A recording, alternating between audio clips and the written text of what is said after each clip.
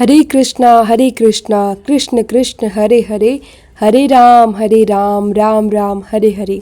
जो गागर में जल भरे प्यास कभी ना जाए, संसार के सुख में बसा मन ना तृप्ति पाए। अर्थात जैसे खाली घड़ा को ऊपर से पानी डाल देने पर भी प्यास नहीं बुझती, वैसे ही संसार के विषयों, भोग विलास और धन संपत्ति से मनुष्य को सच्ची संतुष्टि कभी प्राप्त नहीं होती। सच्चा सुख तो केवल भगवान की भक्ति, प्रेम और आत्मज्ञान में ही है।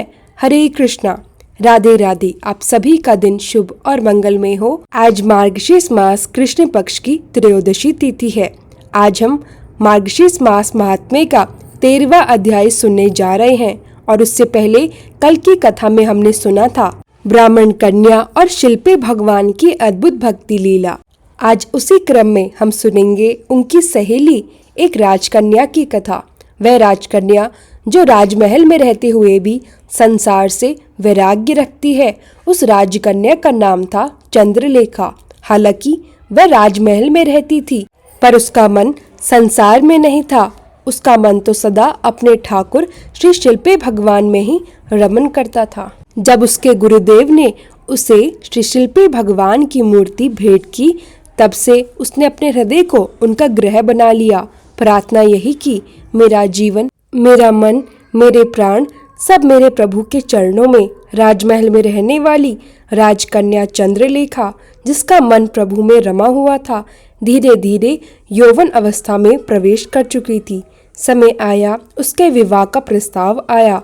राजा, रानी, कुल परिवार सभी आनंदित हुए। उचित वर का चयन हुआ। शुभ मुहूर्त में विवाह संपन्न हो गया। अब चंद्रलेखा को जाना था ससुराल। विदा की घड़ी आई। माता पिता की आंखें नम, पर कन्या के मुख पर अद्भुत शांति थी। क्यों? क्योंकि उसके पास था उसका सर्वस्व, उसकी भगवान शिल्पी की पिटारी। वह अपने वस्त्र, गठरी, आभूषण, वस्तुएं सब अलग रख देती थी, पर वह पिटारी को छाती से लगाए रहती, मानो वह मूर्ति नहीं, उसका हृदय हो। ससुराल पहुंचने पर वहां घर का वातावरण बिल्कुल भिन्न था। वहां लोग धर्म कर्म में कम और भोग विलास में अधिक रुचि रखते थे, पर चंद्रलेखा, उसका मन तो संसार की दीवारों में बंधने वाला ना था। वह प्रतिदिन अपने कक्ष में निहारती, सजाती, सेज पर बिठाती, फूल चढ़ाती, दीपक जलाती और धीरे धीरे मधुर स्वर में कीर्तन करती, हे मेरे ठाकुर, आप ही मेरे श्वास, आप ही मेरे विश्वास। धीरे धीरे उसकी यह भक्ति घर वालों को चुभने लगी। वह बोले, अरे यह तो पागल है, पति के घर आकर भी अपने भगवान में डूबी रहती है। नाचना गाना, भोज, राग रंग और इसे बस ठाकुर। पर चंद्रलेखा मुस्कुराती रही, क्योंकि उसे पता था जहाँ प्रेम है वहाँ वाद विवाद नहीं होते। परंतु ससुराल का घर ऐसा घर न था जो प्रेम को समझे। धीरे धीरे पति के मन में भी जलन जागने लगी। ससुराल के लोगों ने कहा, तुम्हारी पत्नी तुमसे अधिक तो उस मूर्ति से प्रेम करती है। और यह वाक्य मानो अग्नि का दाहक अंगारा बनकर उसके पति के हृदय में धस गया। एक दिन चंद्रलेखा पूजा में बैठी थी, ठाकुर को हार पहना रही थी, आंखें बंद, प्रेम में लीन। तभी उसका पति तूफान की तरह कक्ष में प्रवेश करता है। उसकी आंखों में क्रोध और मन में अहंकार। चंद्रलेखा उस समय अपने प्रिय ठाकुर की सेवा में लीन थी।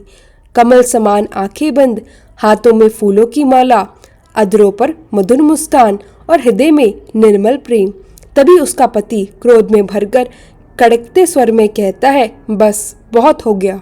तू मेरा घर, मेरा मान, मेरा अस्तित्व सब भुलाकर इस मूर्ति में डूबी रहती है। अब देखता हूँ तू इनके बिना कैसे जीती है। और इतना कहकर वह चंद्रलेखा के हाथों से वह पिटारी झपट लेता है। चंद्रलेखा की सांस जैसे रुक जाती है। वह चिल्लाती है, रुको, वह मूर्ति नहीं है, वह मेरे प्राणों के प्राण हैं। लेकिन पति तो उस समय अहंकार के नशे में डूबा होता है। वह चंद्रलेखा की विनती, आंसू, पुकार सबको अनसुना कर देता है। वह उस पिटारी को घर के बाहर ले जाता है। चंद्रलेखा भागती है, गिरती है, उठती है, दौड़ती है। वह पड़ी पड़ी पुकारती है, ठाकुर, ठाकुर, मेरे ठाकुर। पर पति सुनने को तैयार नहीं। वह पिटारी को लेकर नदी के तट पर पहुंचता है। नदी की धारा तेज बह रही थी। जल गहरे रहस्यों की तरह अज्ञात दिशा में बह रहा था। पति क्रोध से कांपते हाथों से वह पिटारी उठाकर उसे नदी में फेंक देता है और वह पिटारी धड़ाम नदी की लहरों में गिरती है। जल उसे अपनी गोद में समेट लेता है और वह धीरे धीरे डूबने लगती है। चंद्रलेखा नदी किनारे पहुंचते पहुंचते रो पड़ी। हाथ जोड़कर धरती पर गिरकर आंधी की तरह विलाप करती है। हे मेरे ठाकुर, हे मेरे ठाकुर, आप कहाँ जाएंगे? मैं आपके बिना कैसे जीवित रहूंगी?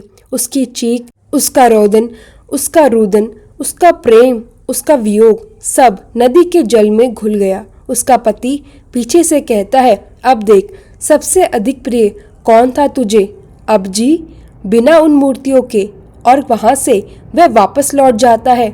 चंद्रलेखा नदी तट पर धरती पर बैठ जाती है। उसके आंसू नदी के जल से मिल जाते हैं। अब नहीं है कुछ, ना कोई सहारा, ना कोई आसरा, सिर्फ ठाकुर का नाम। और वह कपटी स्वर में पूरी आत्मा से पुकारती है, हे मेरे शिल्पे भगवान, यदि मेरा प्रेम सच्चा है तो आप अवश्य आएंगे। नदी किनारे बैठी हुई चंद्रलेखा, जिसकी छाती हिचकियों से फट रही थी, आंखें सूज चुकी थी, कंठ सूख चुका था, पर नाम रुका नहीं। वह बार बार पुकार रही थी, हे मेरे ठाकुर, हे मेरे ठाकुर, मुझे छोड़कर मत जाइए, मत जाइए।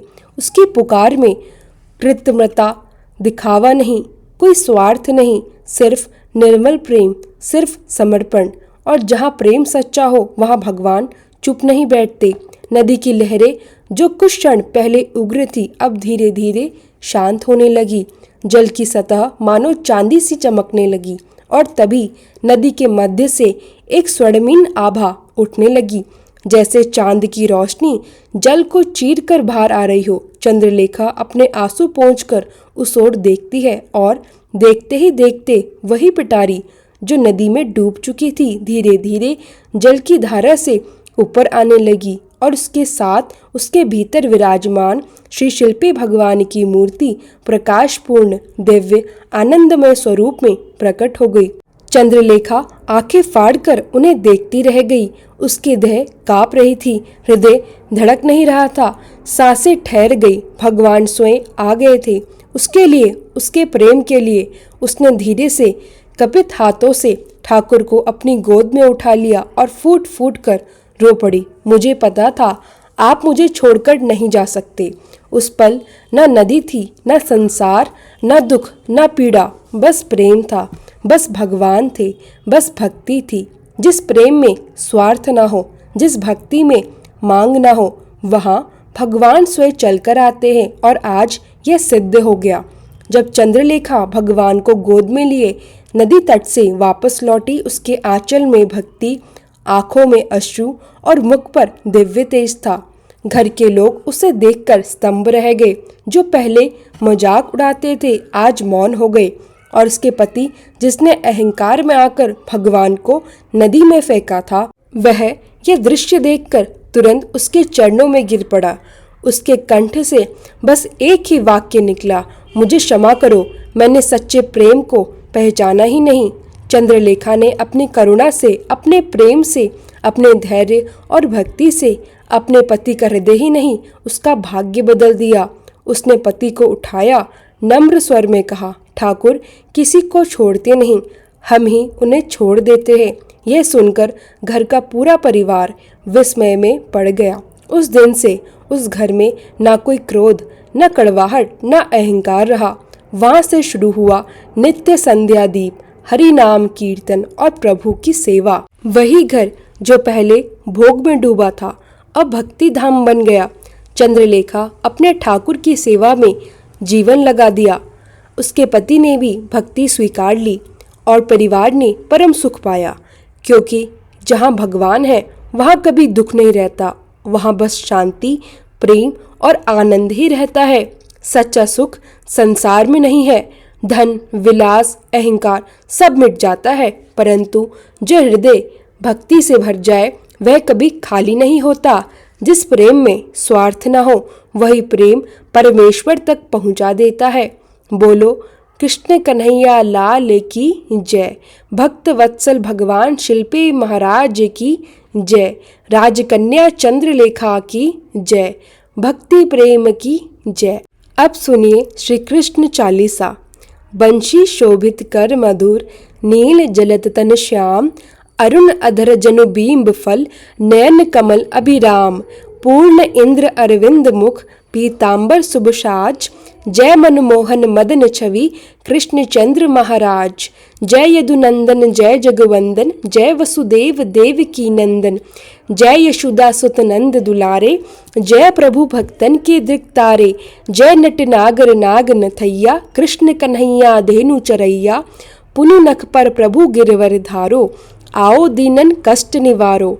वंशी मधुर अधर धरी तेरी, होवे पूर्ण मनोरथ मेरो, आओ हरिपुनि माखन चाखो, आज लाज भारत की राखो। गोल कपोल चिंबुक अरुणाड़े, मृदु मुस्कान मोहिनी डारे, रंजित राजीव नयन विशाला, मोर मुकुट वैजंती माला, कुंडल श्रवण पीत पट आछे, अटी केकड़ी काचन काचे, नील जलज सुंदर तनु सोहे, छवि लखी सुरडर मुनिमन मोहे, मस्तक तिलक अलक घुंघराले, आओ कृष्ण बांसुरी वाले, करी पय पान पुत नहीं तार्यो, अका बका कागा सुर मार्यो, मधुवन जलत अग्नि जब ज्वाला, भे शीतल लखते ही नंदलाला, सुरपति जब व्रत चढ़्यो रिसाई, मसुर धार वारी वर्षा आई, लगत लगत ब्रज चहन बहायो, गोवर्धन नखधारी बचायो, लखी यशोदा मन भ्रम अधिकाई, मुख मह 14 भुवन दिखाई, दुष्ट कंस अति उधम मचायो, कोटि कमल जब फूल मंगायो, नाथ काली तब तुम लीने, चरण चिन्ह दे निर्भन कीने, करी गोपिन संग रास विलासा, सबकी पूर्ण करी अभिलाषा, केतिक महा असुर संघरायो, कंसी केस पकड़ी दे मार्यो, मात पिता की बंदी छुड़ाई, उग्रसेन कह राज्य दिलाई, मही से मृतक चहो सुतलायो, मातु देव की शोक मिटायो, भौमासुर मुर दैत्य संहारी, लाए शतदस सहस कुमारी, दे भीणी तिड़ चीर सहारा, जरा सिंधु राक्षस कह मारा, असुर बकासुर आदि कमार्यो, भक्तन के तब कष्ट निवार्यो, दीन सुदामा के दुख टार्यो, तंदुल तीन मुठ मुख डार्यो, प्रेम के साग विदुर घर मांगे, दुर्योधन के मेवा त्यागे, लखी प्रेम की महिमा भारी, ऐसे श्याम दीन हितकारी, भारत के पार्थ रथा के, लिए चक्र कर नहीं बलता के, निज गीता के ज्ञान सुनाए,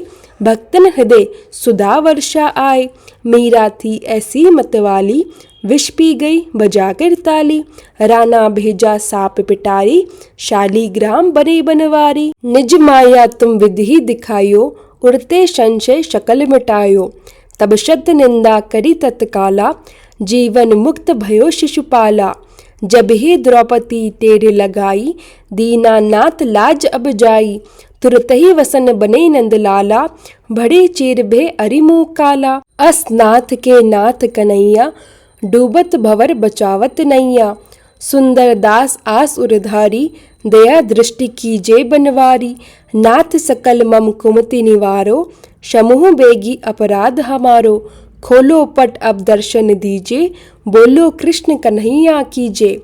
यह चालीसा कृष्ण का पाठ करे उर्धारी, अष्ट सिद्धि नवनिधि फल लहे पदारथ चारी। बोलो कृष्ण कन्हैया लाल की जय, राधा रानी की जय हो।